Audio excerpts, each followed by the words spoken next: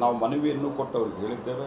ಆಗಾಗ ಮಂತ್ರಿಗಳನ್ನು ಕಳಿಸ್ರಿ, ನೀವು ಯಾವಾಗಾದರೂ ಬರ್ರಿ, ಭಾಳ ಮೇಜರ್ ಇಶ್ಯೂ ಇದ್ದರೆ ನೀವು ಬಂದರೆ ನಾವು ಯಾರಾದರೂ ಒಬ್ಬಿಬ್ಬರು ಮಂತ್ರಿಗಳು ನಿಮ್ಮ ಜೊತೆಗೆ ಅಕಂಪನಿ ಮಾಡ್ತೇವೆ, ಒಟ್ಟಿಗೆ ಹೋಗೋಣ ಸಂಬಂಧಿಸಿದ ಮಂತ್ರಿಗಳ ಜೊತೆಗೆ ಅನ್ನುವಂಥ ಮಾತನ್ನು ನಾನು ಹೇಳಿದ್ದೆ. ಈಗ ಮೊನ್ನೆ ನಿತಿನ್ ಗಡ್ಕರಿ ಅವರಿಗೆ ಮನವಿ ಕೊಟ್ಟಿದ್ದಾರೆ. ಧಾರವಾಡದ ರಾಮನಗರ ಇದೆಲ್ಲ ಪ್ರಾಜೆಕ್ಟ್ ಕೈ ಬಿಟ್ಟಿದ್ದಾರೆ. ನಿಮಗೆ ಬೇಕಾದದ್ದಷ್ಟೇ ನೀವು ಕೊಡ್ತೀವಿ ಅಂತ ಅನ್ನೋದು ಯಾವ ನ್ಯಾಯ ಇದೆ? ಯಾವ ಪ್ರಾಜೆಕ್ಟ್? ಧಾರವಾಡ ನಾನು ನಿಮ್ಗೆ ಡೀಟೇಲ್ ಕೊಡ್ತೀನಿ. 2-3 ಯೋಜನೆಯನ್ನು ಕೈ ಬಿಟ್ಟಿದ್ದಾರೆ ನಮ್ಮ ಈ ಭಾಗದ್ದು. ಇದು ಯಾವ ನ್ಯಾಯ ನಿಮ್ಮದು? ಅಂದರೆ ನಿಮಗೆ ಮುಂಬೈ ಕರ್ನಾಟಕದಲ್ಲಿ ನಿಮಗೆ ಓಟ್ ಹಾಕಲಿಲ್ಲ ಅಂತ ನೀವು ಈ ರೀತಿ ಹೇಳ್ತೀರಿ ಸರ? ನಿಮಗೆ ಮೊನ್ನೆ MLAಗಳನ್ನು ಆರಿಸಿ ಕಳಿಸಿಲ್ಲ? ಧಾರವಾಡ ಜಿಲ್ಲೆಯಲ್ಲಿ 4 ಜನ MLAಗಳು ನಿಮ್ಮವ್ರು ಆರಿಸಿ ಬಂದಿದ್ದಾರೆ. ಯಾಕೆ ಪ್ರಾಜೆಕ್ಟ್ ಕೈ ಬಿಟ್ಟು? ಧಾರವಾಡ ಜಿಲ್ಲೆ MLA ಮಂತ್ರಿಗಳಿಗೂ ನಾನು ಹೇಳಲಿಕ್ಕೆ ಬಯಸ್ತೀನಿ, ಇದನ್ನು ನೀವು ಮುಖ್ಯಮಂತ್ರಿಗಳ ಕಡೆ ಅದನ್ನು ರಿವೈಸರ್ ಪತ್ರ ಬರೆಸಿ ಗಡ್ಕರಿ ಅವರು. ಯಶಿಕಾ ಮನೆಯಲ್ಲೇ ಬೇಕರಿ ಬಿಸ್ನೆಸ್ ಮಾಡಿ 6 ಲಕ್ಷ ಗಳಿಸ್ತಿದ್ದಾರೆ. ನೀವು ಕೂಡ ಅವರಿಂದ ಕಲಿಬೇಕಾ?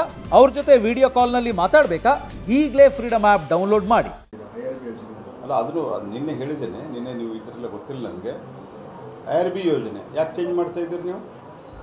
ಕೇಂದ್ರ ಸರ್ಕಾರ ರಾಜ್ಯದಲ್ಲಿ 2 ಕೊಟ್ಟಿದೆ, ಸ್ಥಾನ ನಿಗದಿ ಮಾಡೋದು ರಾಜ್ಯ ಸರ್ಕಾರದ ಕೈಯಲ್ಲಿದೆ. ನೀವು ಅದನ್ನು ಕನಕಪುರದಲ್ಲಿ ಒಂದು ಮತ್ತು ಇದರಲ್ಲಿ ಒಂದಂತ ಮಾಡಿದರೆ ಅಂದರೆ DCM CM ಅಥವಾ DCM ಬೆಂಗಳೂರಿನವ್ರು ಹಂಚ್ಕೊಳ್ತಾ ಇದ್ದಾರೆ. ನೀವು ಈ ರೀತಿಯಾದಂಥ ಆ್ಯಟಿಟ್ಯೂಡ್ ಇಟ್ಕೊಂಡು ಕೇಂದ್ರ ಸರ್ಕಾರ ಸಹಕರಿಸಬೇಕು ಅಂತ ಭಾಷಣ ಮಾಡಿದರೆ ಆಗಲ್ಲ. ನಾನು ಈಗೂ ಹೇಳ್ತಾ ಇದ್ದೇನೆ, ಮುಖ್ಯಮಂತ್ರಿಗಳಿಗೂ ಹೇಳಿದ್ದೇನೆ, ಉಪಮುಖ್ಯಮಂತ್ರಿಗಳಿಗೂ ಹೇಳಿದ್ದೇನೆ. ಕರ್ನಾಟಕ ರಾಜ್ಯದ ನೆಲ, ಜಲ, ಸಂಸ್ಕೃತಿ ಮತ್ತು ಭಾಷೆಯ ಬಗ್ಗೆ ನಾವೆಲ್ಲ ಕರ್ನಾಟಕದ ಸಂಸತ್ ಸದಸ್ಯರು ಮಂತ್ರಿಗಳಾದಿಯಾಗಿ ನಾವು ಕರ್ನಾಟಕದ ಜೊತೆಗೆ ಇದ್ದೇವೆ, ಕರ್ನಾಟಕದ ಜನರ ಜೊತೆಗೆ ಇದ್ದೇವೆ. ನಾವು ಮನವಿಯನ್ನು ಕೊಟ್ಟು ಅವ್ರಿಗೆ ಹೇಳಿದ್ದೇವೆ. ಆಗಾಗ ಮಂತ್ರಿಗಳನ್ನು ಕಳಿಸ್ರಿ, ನೀವು ಯಾವಾಗಾದರೂ ಬರ್ರಿ, ಭಾಳ ಮೇಜರ್ ಇಶ್ಯೂ ಇದ್ದರೆ ನೀವು ಬಂದರೆ ನಾವು ಯಾರಾದರೂ ಒಬ್ಬಿಬ್ಬರು ಮಂತ್ರಿಗಳು ನಿಮ್ಮ ಜೊತೆಗೆ ಅಕಂಪನಿ ಮಾಡ್ತೇವೆ, ಒಟ್ಟಿಗೆ ಹೋಗೋಣ ಸಂಬಂಧಿಸಿದ ಮಂತ್ರಿಗಳ ಜೊತೆಗೆ ಅನ್ನುವಂಥ ಮಾತನ್ನು ನಾನು ಹೇಳಿದ್ದೆ. ಈಗ ಮೊನ್ನೆ ನಿತಿನ್ ಗಡ್ಕರಿ ಅವರಿಗೆ ಮನವಿ ಕೊಟ್ಟಿದ್ದಾರೆ.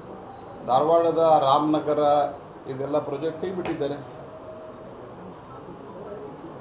ನಿಮಗೆ ಬೇಕಾದದ್ದಷ್ಟೇ ನೀವು ಕೊಡ್ತೀವಿ ಅಂತ ಅನ್ನೋದು ಯಾವ ನ್ಯಾಯ ಇದೆ?